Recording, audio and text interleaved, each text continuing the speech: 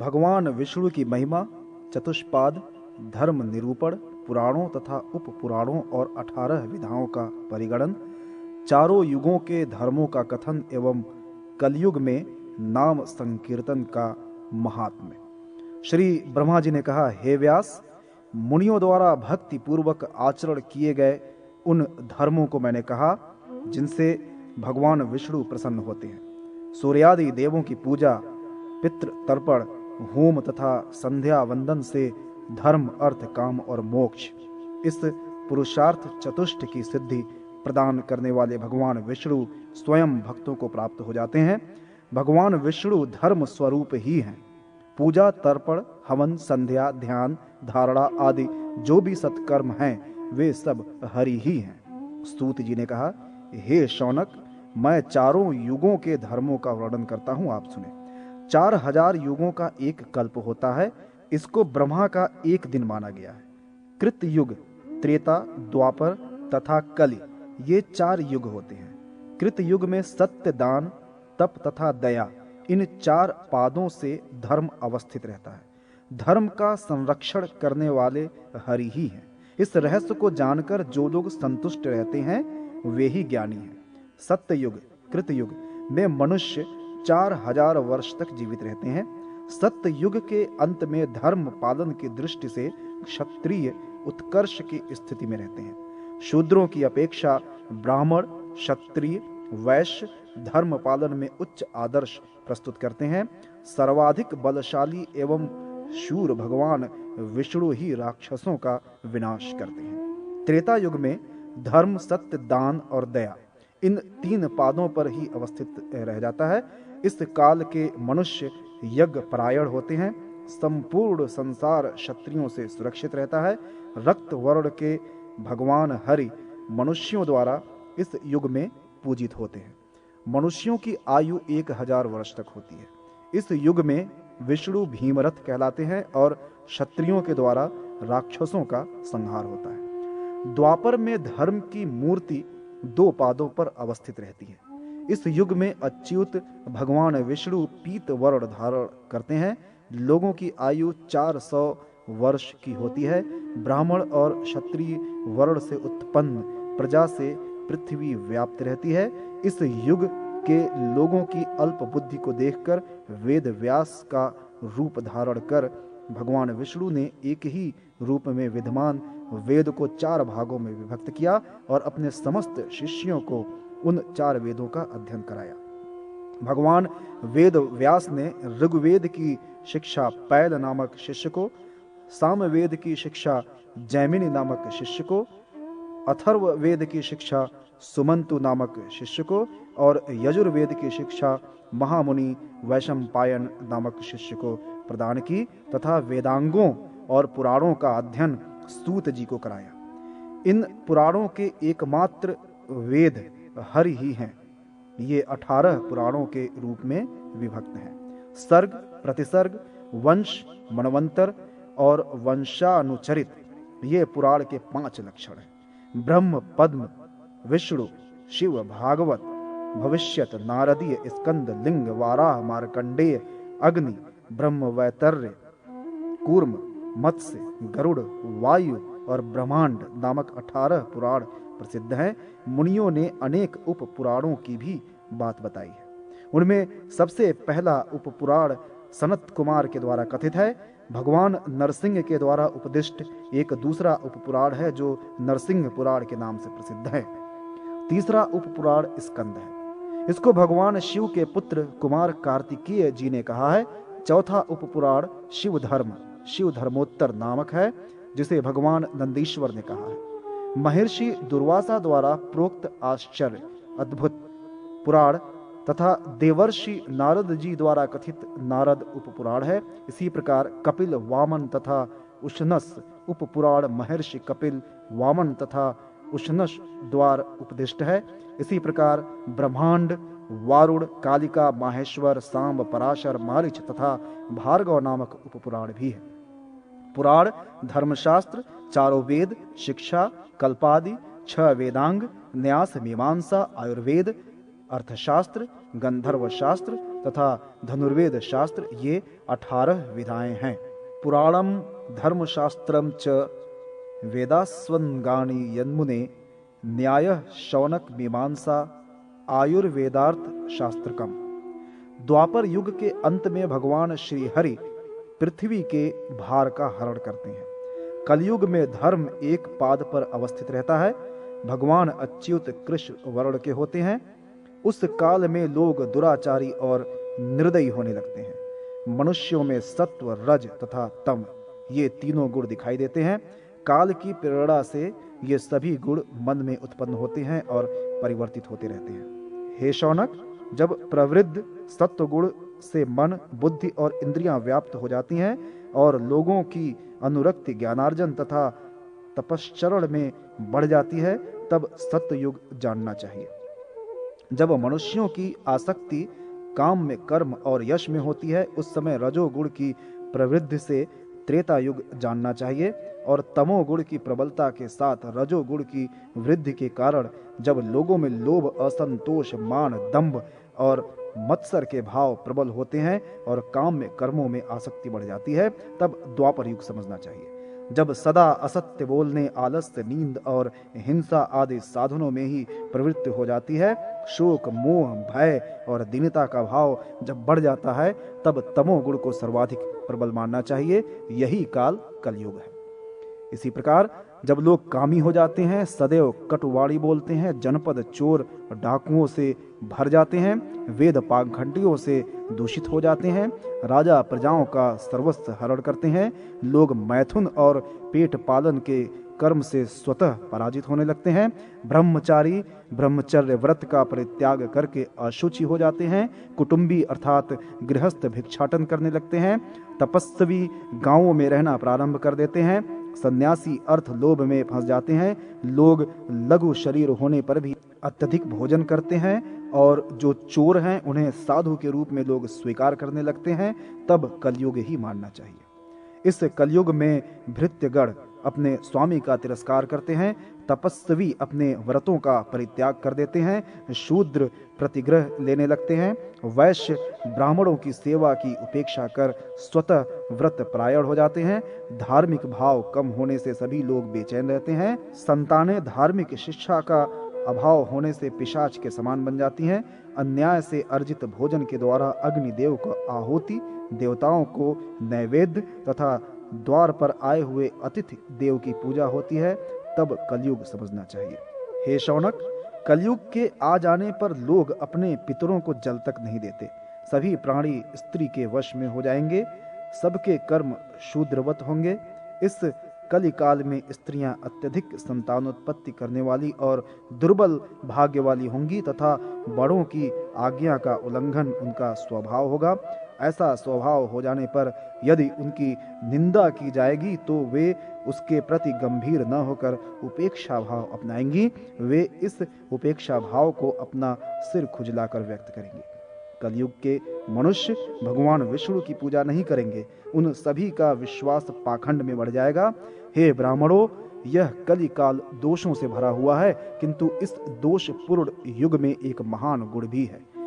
वह गुण है भगवान श्री कृष्ण का संकीर्तन। उनका संकीर्तन करने से ही मनुष्य संसार के महाबंधन अर्थात आवागमन के जाल से मुक्त हो जाता है। हे शौनक, कृत युग में प्राणी की जो फल भगवान विष्णु का ध्यान करने से प्राप्त होता है, त्रेता युग में जो फल उनका जप करने से प्राप्त होता है और द्वापर युग में जो फल उन विष्णु देव की सेवा करने से प्राप्त होता है, वही फल कलिकाल में भगवान के गुण, लीला और नाम संकीर्तन से ही प्राप्त हो जाता है। इसलिए नित्य ही भगवान श्री हरि का ध्यान, पूजा और संकीर्तन करना चाहिए। नैमित्तिक तथा प्राकृतिक प्रलय और भगवान विष्णु से पुनः सृष्टि का प्रादुर्भाव। सूत जी ने कहा, 4000 युगों के बीतने पर ब्रह्मा का नैमित्तिक प्रलय काल आता है। कल्प के अंत में 100 वर्ष तक अनावृष्टि होती है। आकाश मंडल में प्रचंड रूप से संतप्त करने वाले भयंकर 7 सूर्य उदित हो जाते हैं। वे अपनी प्रखर रश्मियों से संपूर्ण जल राशि का पान कर तीनों लोकों को सुखा देते हैं। भगवान विष्णु रुद्र स्वरूप धारण करके भूरलोक, भुवरलोक, स्वरलोक, महरलोक, जनलोक तथा पाताल लोक की समस्त चराचर सृष्टि को जला देते हैं। भगवान विष्णु तीनों लोकों को जलाने के बाद संवर्तक नाम के मेघों की सृष्टि करते हैं। नाना प्रकार के महामेघ 100 वर्षों तक बरसते हैं। विष्णु रूप में स्थित वायु अत्यंत तेज गति से 100 वर्षों तक चलती है। उस जल वृष्टि से समुद्र के समान उत्ताल तरंगों वाले संसार के इस प्रलय काल में स्थावर जंगम के नष्ट होने पर ब्रह्म स्वरूप भगवान विष्णु अनंत शैया पर शयन करते हैं। 1000 वर्ष तक सोने के पश्चात जब वे जागते हैं तो पुनः उन्हीं के द्वारा इस जगत की सृष्टि होती है। हे शौनक, इसके बाद मैं प्राकृतिक प्रलय का वर्णन करता हूं, उसको आप सुने। ब्रह्मा के 100 वर्ष बीत जाने पर भगवान हरि अपने योग बल से समस्त सृष्टि को अपने में लीन करके ब्रह्मा को धारण करते हैं। इस काल में जो प्राणी ब्रह्मलोक में स्थित रहते हैं वे भी भगवान विष्णु में लीन हो जाते हैं। हे ब्राह्मण श्रेष्ठ, उस काल में अनावृष्टि करने वाले सूर्य से संपन्न मेघ थे। मेघों के लगातार 100 वर्ष तक बरसते रहने से संपूर्ण ब्रह्मांड जल से भर उठता है। अंदर प्रविष्ट हुई उस जल राशि से ब्रह्मांड फट जाता है। ब्रह्मा की आयु पूर्ण होते ही सब कुछ जल में ही लय हो जाता है। संसार में कुछ भी शेष नहीं रहता।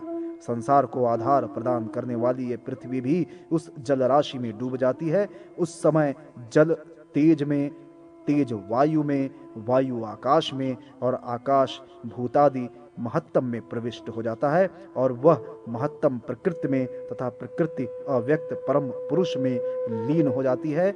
वे हरि अव्यक्त पुरुष 100 वर्ष तक सोते हैं। तदनंतर ब्रह्मा का दिन आने पर अव्यक्तादि क्रम से पुनः व्यक्तिभूत चराचर जगत की सृष्टि करते हैं। कर्म विपाक का कथन। सूत जी ने कहा, जगत सृष्टि और प्रलय आदि की चक्र गति को जानने वाले जो विद्वान हैं वे यदि आध्यात्मिक, आधिदैविक तथा आधि भौतिक इन 3 सांसारिक तापों को जानकर ज्ञान और वैराग्य का मार्ग स्वीकार कर लेते हैं तो आत्यंतिक लय मोक्ष को प्राप्त करते हैं। अब मैं उस संसार चक्र का वर्णन करूंगा जिसको जाने बिना पुरुषार्थी परमात्मा में लीन नहीं होते। प्राण के उत्क्रमण काल में इस शरीर का परित्याग करके मनुष्य दूसरे सूक्ष्म शरीर में प्रविष्ट हो जाता है। इस मृत्यु लोक से मृत्यु के पश्चात जीव को यमराज के दूत 12 दिन की अवधि में यमलोक में ले जाते हैं। वहां पर उस मरे हुए व्यक्ति के बंधु बांधव जो उसके साथ तिलोदक और पिंडदान देते हैं वही सब यमलोक के मार्ग में वह खाता पीता है। पाप कर्म करने के कारण वह नरक लोक में जाता है और पुण्य कर्म करने के कारण स्वर्ग। अपने उन पाप पुण्य के प्रभाव से नरक तथा स्वर्ग में गया हुआ प्राणी पुनः नरक और स्वर्ग से लौटकर स्त्रियों के गर्भ में आता है। यहाँ विनष्ट न होकर वह 2 बीजों के आकार को धारण कर लेता है। उसके बाद वह कलल फिर बुदबुदाकार बन जाता है। तत्पश्चात उस बुदबुदाकार रक्त से मांस पेशी का निर्माण होता है। मांसपेशी से मांस अंडाकार बन जाता है। वह एक पल परिमाण विशेष के समान होता है। उसी अंडे से अंकुर बनता है। उस अंकुर से अंगुली, नेत्र, नाक, मुख और कान आदि अंग उपांग पैदा होते हैं। उसके बाद उस विकसित अंकुर में उत्पादक शक्ति का संचार होने लगता है जिससे हाथ पैर की उंगलियों में नख आदि निकल आते हैं। शरीर में त्वचा और रोम तथा बाल निकलते हैं। इस प्रकार गर्भ में विकसित होता हुआ यह बीज 9 मास तक अधोमुख स्थित रहकर 10वें मास में जन्म लेता है।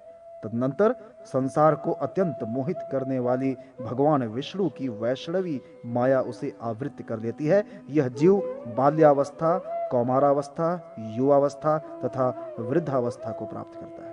इसके बाद यह पुनः मृत्यु को प्राप्त हो जाता है। इस प्रकार यह जीवन इस संसार चक्र में घटी यंत्र के समान घूमता रहता है। जीव नरक भोग करने के पश्चात पाप योनि में जन्म लेता है। पतित से प्रतिग्रह स्वीकार करने के कारण विद्वान भी अधो योनि में जन्म ग्रहण करता है। याचक नरक भोग करने के बाद कृमि योनि को प्राप्त होता है। गुरु की पत्नी अथवा गुरु के धन की मन से कामना करने वाला व्यक्ति कुत्ता होता है। मित्र का अपमान करने वाला गधे की योनि में जन्म लेता है। माता पिता को कष्ट पहुंचाने वाले प्राणी को कछुए की योनि में जाना पड़ता है। जो मनुष्य अपने स्वामी का विश्वसनीय बनकर उसको छल कर जीवन यापन करता है, वह मृत्यु के बाद व्यामोह में फंसे हुए वानर की योनि में जाता है। धरोहर रूप में अपने पास रखे हुए पराय धन का अपहरण करने वाला व्यक्ति नरकगामी होता है। नरक से निकलने के पश्चात वह कृमि योनि में जन्म लेता है। नरक से मुक्त होने पर वह ईर्ष्यालु मनुष्य को राक्षस योनि में जाना पड़ता है। जो मनुष्य विश्वासघाती होता है वह मत्स्य योनि में उत्पन्न होता है। यव और धन्यादि अनाजों की चोरी करने वाला व्यक्ति मरने के पश्चात चूहे की योनि में जन्म लेते हैं। दूसरे की स्त्री का अपहरण करने वाला मनुष्य खूंखार भेड़िए की योनि में जाता है। जो मनुष्य अपने भाई की स्त्री के साथ सहवास करता है वह कोकिल योनि में जन्म लेता है। गुरु आदि की स्त्रियों के साथ सहवास करने पर मनुष्य सूअर योनि को प्राप्त करता है। यज्ञ, दान तथा विवाह आदि में विघ्न डालने वाले मनुष्य को कृमि योनि प्राप्त होती है। देवता, पितर और ब्राह्मणों को बिना भोजन आदि दिए जो मनुष्य अन्न ग्रहण कर लेता है वह नरक को जाता है। वहां से मुक्त होकर वह पापी काक योनि को प्राप्त करता है। बड़े भाई का अपमान करने से मनुष्य को क्रौंच पक्षी विशेष योनि की प्राप्ति होती है। यदि शूद्र ब्राह्मण स्त्री के साथ रमण करता है तो वह कृमि योनि में जन्म लेता है। उस ब्राह्मणी से यदि वह संतानोत्पत्ति करता है तो वह लकड़ी में लगने वाले घुन नामक कृमि की योनि को प्राप्त होता है।